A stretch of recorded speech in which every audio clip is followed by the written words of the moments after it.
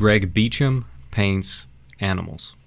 But I promise you that saying Greg Beecham just paints animals is like saying Thomas Moran just paints landscapes, which he did. He did paint landscapes. You get the point. The point is that there's something more to it than that. Thomas Moran inspired awe with his fractal, paint-splotched landscapes.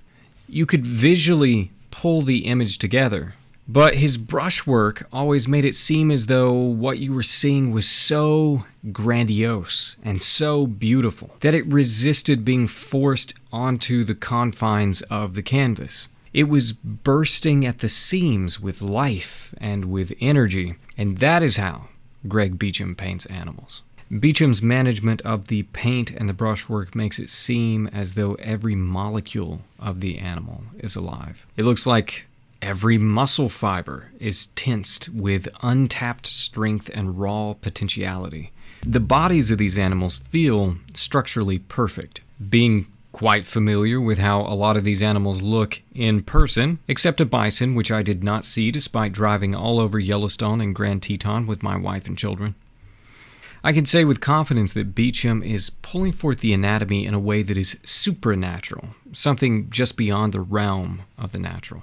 You can see this same technique applied to figures by artists like Peter Paul Rubens. And he did it with animals too, in paintings like Tiger Hunt.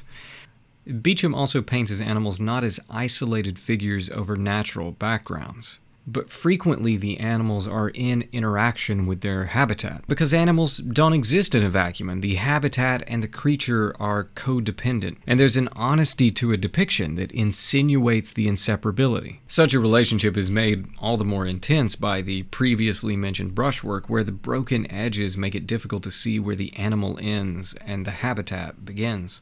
There's an element of camouflage hinted at, but more so, I think it's the symbiosis of the two that is most strongly implied. One of the very first artistic expeditions by man was to capture the wildlife that populated his world. Animals hold a profound place in our cognition. They exist parallel with us often and interact with us occasionally. And those interactions can be fraught with real danger, but even more so with a sensation that is surreal and spiritual. Both of those variables enhance the sensation of what Edmund Burke called the sublime. Beautiful, but also holding the potential for our destruction. With this pairing of contradictions comes a particular and unique respect for the animal. In our more scientifically geared culture, we comfort ourselves with taxonomies of species and comprehensive list of animal behaviors, as those things make nature feel navigable, comprehensible, and safe.